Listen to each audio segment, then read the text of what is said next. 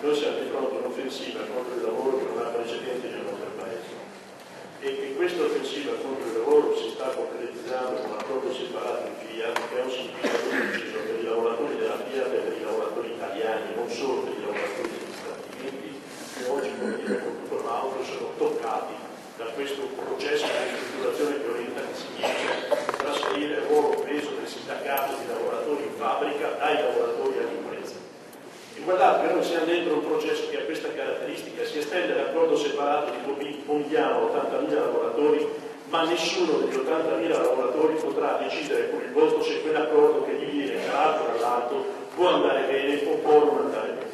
E guardate che questo avviene dentro un processo nel quale la Fiat ha deciso in maniera volontaria di evitare qualsiasi confronto con le organizzazioni sindacali sul piano industriale nel nostro Paese. Nessuno sa cosa sia Fabbrica Italia, non è chiaro cosa la Fiat intende fare, mentre è chiaro che stanno dismettendo pezzi importanti dell'industria automobilistica italiana, hanno cominciato con l'operazione a Termini Imerese, stanno andando avanti con Irisbus, fanno operazioni, come dire, insomma, che si sottraggono al confronto e al controllo. La multinazionale sta decidendo che nel nostro Paese si può fare qualsiasi cosa senza rispondere né al governo né alle organizzazioni sindacali. E siamo in una condizione nella quale dentro la Fiat con quell'accordo separato si va a decidere che i lavoratori sono privati addirittura dell'esercizio di diritti costituzionali come il diritto di sciopero. Se un lavoratore in Fiat protesta, sciopera, dice che il modo con cui si lavora in Fiat non gli va bene, che i carichi di lavoro sono troppo alti, che la situazione dei ritmi è pesante, il lavoratore si ferma, viene coperto dallo sciopero indicato dalle organizzazioni sindacali, ma quel lavoratore, se lo fa dopo l'accordo, rischia licenziamento. Guardate che siamo a un punto che ha, come si dice, degli tratti che sono inquietanti, per la semplice ragione, io credo, che quello che oggi sta avvenendo in Fiat è immediatamente trasferibile a qualsiasi altra impresa, perché la Fiat sta ormai decidendo che quello è il modello con il quale si pensa di uscire dalla condizione di crisi e dalle difficoltà, e fa questa cosa addirittura per la prima volta, succede anche questo, tirandosi fuori dalla Confindustria. Non era mai successo che un grande gruppo industriale come la Fiat in questo caso AGE decidessero che per avere mano libera, per fare ciò che vogliono, per non sottostare a nessuna delle intese sindacali sottoscritte anche nel corso di questi mesi, anche quelle che a noi non piacciono, escono proprio dalla Confindustria, cioè decidono che non vogliono subire più neanche i vincoli dell'associazione. Cioè siamo in un passaggio, io credo, che è tremendo e delicato per molti versi, sui quali noi dobbiamo e abbiamo deciso che risponderemo, perché il punto più, come si dice, più pesante di questa iniziativa della Fiat riguarda il fatto che, siccome la Fiat non firmerà questi accordi, che tolgono potere, ruolo e peso ai lavoratori, espellono la democrazia dalla fabbrica, consentono alla Fiat la unilateralità su tutto, per questa semplice ragione la Fiat non potrà più mettere i piedi dentro gli stabilimenti Fiat dal 1° gennaio. Si è deciso, cioè in sostanza, che nel più grande gruppo industriale del nostro Paese si può espellere l'organizzazione sindacale più rappresentativa del nostro Paese. C'è o non c'è un problema di democrazia? È evidente che questa cosa che avviene in Fiat potrebbe, in qualsiasi momento, se si realizza lì, realizzarsi, come si dice, anche in tante piccole fabbriche del Veneto. Se è possibile in una fabbrica che ha sempre i riflettori puntati come la Fiat a fare queste cose, figuriamoci se queste cose non possono essere riprodotte pari pari in tutte le aziende. E guardate che questa cosa apre uno scenario che è inquietante, perché è evidente che la Fiat fa questa operazione per far fuori il contratto nazionale di lavoro. Si è costituita la Fiat un contratto ad hoc su misura, e quel contratto ad hoc su misura dice che per quei lavoratori il contratto nazionale non vale più. Che cos'è il contratto per noi? Cos'è stato nel Novecento questa grande conquista che è il contratto di lavoro? Oltre ad essere un elemento di solidarietà tra le persone, tra i lavoratori delle fabbriche grandi, piccole e medie del nord e del sud, il contratto nazionale di lavoro, se la vogliamo dire per com'è, è stato il limite che abbiamo imposto allo sfruttamento dei lavoratori delle fabbriche. Se salta il contratto nazionale di lavoro, come sta facendo la Fiat, quel limite allo sfruttamento può essere tranquillamente valicato. Chiunque può decidere nella propria azienda di avere trattamenti uniformi a parità di lavoro, ci saranno diversità di trattamenti di lavoratori, la disuguaglianza sociale la farà da padrona lì, nei luoghi in cui si produce, lì nei luoghi in cui l'impresa, come si dice, in grado di determinare, senza questi vincoli sociali, un'egemonia ancora più forte. Allora io penso, compagni, che noi questa cosa la dobbiamo avere chiara, e dobbiamo avere chiaro anche un punto. Noi la Fiat ha deciso che risponderà a queste forzature della Fiat anche con uno sciopero generale, lo faremo alla fine di gennaio, chiameremo i metalmeccanici meccanici a rispondere con un'iniziativa di mobilitazione generale con una manifestazione nazionale a Roma, è evidente che lanceremo anche una campagna, perché l'espulsione dei delegati della FIOM dalla fabbrica comporta per noi, come si dice, delle difficoltà enormi. La Fiat tenta di strangolarci anche economicamente, perché farà in modo di non fare più la trattenuta sindacale ai lavoratori iscritti alla FIOM. Siamo in presenza di un attacco che non ha precedenti, neanche ai tempi di Valletta succedevano cose di questo genere qui, ed è evidente che come noi dovremmo rispondere con una campagna, in primo luogo che parta ai metalmeccanici, di sostegno della FIOM, perché noi pensiamo, come dire, che la Fiat vada battuta su questo terreno. Ma guardate che la Fiat fa queste cose anche in forza di un ragionamento che è emerso, come si dice recentemente, questo agosto, quando le fabbriche erano chiuse e il governo Berlusconi si approcciava a fare la famosa manovra da 45 miliardi. Fu inserita dentro la manovra una clausola che era il famoso articolo 8, famigerato articolo 8, che consente alle imprese di derogare dentro l'azienda alle leggi, come si dice, ai contratti. Il che consente, come dire, alla Fiat di derogare, come si dice, alle leggi e ai contratti e di decidere come se la Fiat fosse una sorta di extraterritorialità in cui i lavoratori dentro non hanno più nessun tipo di grande tutela, e l'applicazione ovviamente di questo articolo di legge ha consentito non solo di coprire gli accordi separati che la Fiat aveva fatto, ma anche di decidere che possono derogare dall'articolo 18 dello Statuto dei lavoratori e quindi di avere mano libera dietro una crisi potentissima per poter disporre, come si dice, con maggiore facilità dei licenziamenti. Ora noi pensiamo anche su questo terreno che vada prodotta un'iniziativa che tenga insieme le forze, il sindacato, le forze di sinistra, perché una legge come questa è una legge che sancisce, come si dice, un ruolo della proprietà privata che non c'è mai stato nel paese.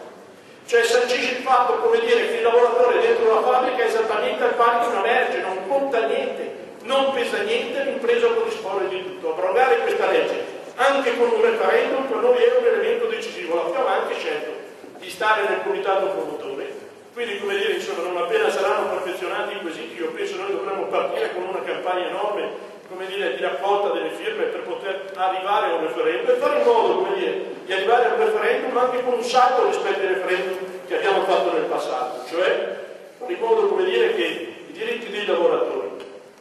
non siano un problema solo dei lavoratori, possano essere e debbano diventare, come si dice, la stregua dei beni comuni, un patrimonio di tutti, cioè fare, come si dice, dei temi che riguardano i diritti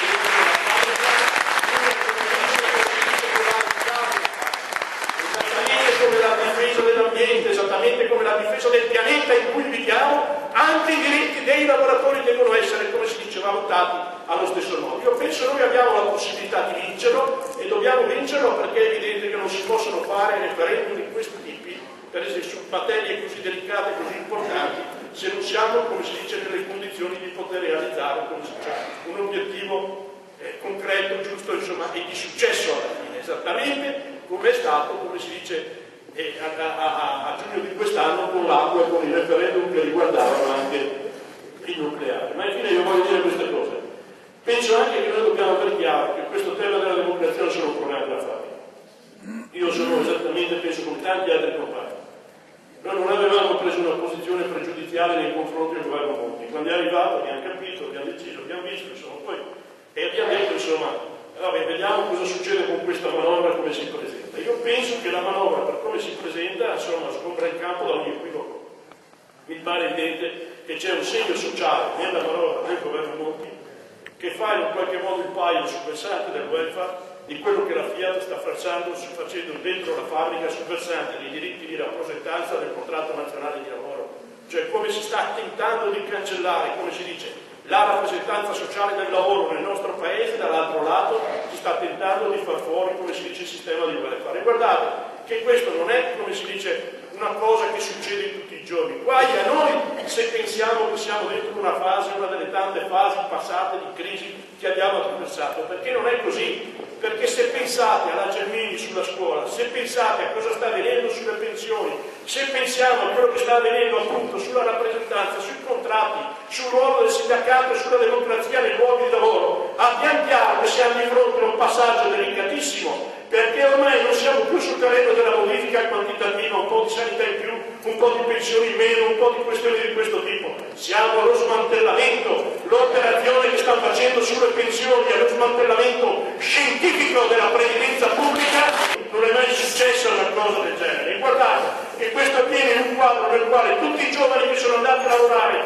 nel corso di questi anni, i dati ci dicono che i contratti a tempo determinato sovrastano negli ultimi 5 anni di gran lunga i contratti a tempo indeterminato. C'è una condizione di lavoro e di precarietà che non consentirà più con il sistema contributivo di avere una pensione pubblica degna di questo nome. Ormai le pensioni pubbliche sono residuali, bisogna pensare in qualche modo a costruire una gamba privata, il modello americano in sostanza. O si ha, come si dice, in tasca, no, la carta di credito e quindi si possono fare le assicurazioni private, ci si cura le malattie, si mandano i figli a scuola, o se non si è così si rischia, come si dice, di far parte della schiera degli emarginati. Allora io penso che noi siamo a un passaggio di questo tipo e per fare queste cose hanno dovuto fare un governo che ha una caratteristica, cioè non ha una legittimità democratica. La crisi del governo Berlusconi doveva corrispondere immediatamente il voto dei lavoratori italiani, dice la democrazia, sono stati espropriati della possibilità di decidere le sorti del proprio paese e del proprio governo, perché ormai la banca centrale, le grandi banche, le concentrazioni finanziarie europee la fanno da padrone dappertutto e la fanno da padrone in Grecia perché gli hanno imposto addirittura il ritiro del referendum, perché pare che ormai i mercati e la democrazia non vanno tanto d'accordo, ma gli hanno anche imposto le dimissioni a Papandreou, gli hanno anche imposto poi un governo di unità nazionale come quello italiano, hanno tirato dentro quel governo la peggiore destra europea, perfino quelli che hanno sostenuto il colpo dei colonnelli, e alla fine quei governi servono per prendere quelle misure che sono di macelleria sociale che nessun governo da solo, nessun partito politico da solo potrebbe e sarebbe in grado di prendere. Guardate, pare quasi che questa cosa sia tracciata. Allora io penso che di fronte a scenari come questi, con le tragedie che abbiamo aperto, con il 500.000 di cassi integrati che rischiano per effetto dell'esaurirsi degli ammortizzatori sociali di essere tutti licenziati o una parte consistente quest'anno, perché le aziende ormai a 3 anni dalla crisi si stanno dimensionando sulla crisi. Chi faceva 2 navi come in Fincantieri e ne fa una sola rischia di cacciare quasi 2.000 lavoratori dalla fare. E noi siamo in una crisi che ha queste caratteristiche, che è così pesante, che è così drammatica, e penso, lo voglio dire, chiudo qui, che non ce la caviamo, io di questo sono convinto, non ce la caviamo con le battaglie nostre, giuste, generose, che può fare la FIOM, che possono fare anche i sindacati, insieme se riusciremo a trovare l'unità. Guardate che questa è una crisi, come dire, che produce effetti devastanti nella società. Cresce l'emarginazione sociale, cresce il disagio sociale, ma a ribadire, insomma, noi abbiamo bisogno anche di risposte politiche. Abbiamo bisogno di rispondere dal punto di vista politico ai problemi che sono posti da questa crisi. E qui c'è un punto delicatissimo. Noi dobbiamo tentare uno sforzo straordinario, perché altrimenti qui è davvero a rischio la democrazia. E lo sforzo straordinario è quello di realizzare le condizioni perché, come dire, la sinistra in Italia, la sinistra, tutti coloro i quali si richiamano a sinistra, trovino il modo per realizzare le condizioni di un denominatore comune a partire da questi problemi drammatici che i lavoratori vivono e si costruiscono per avere un progresso di unità vero che dia rappresentanza al lavoro. Quando questo non è successo bisogna sapere che nella storia del nostro paese anche le lotte più alte, più generose, più importanti, come quelle che hanno segnato il biennio rosso del 19-20, hanno poi avuto degli esiti che sono stati catastrofici per tutti. Dobbiamo sapere che siamo di fronte a rischi come questo in Italia e in Europa, e di fronte a rischi come questo io penso insomma deve prevalere, come si dice, l'impegno all'unità delle forze piuttosto che l'impegno a trovare di volta in volta le questioni che possono dividerci. Sono molto di più se ne vediamo le ragioni che possono tenere insieme, non solo i sindacati che ne hanno tantissime per stare insieme se vogliono stare, ma anche le forze politiche che si rifanno ai lavoratori.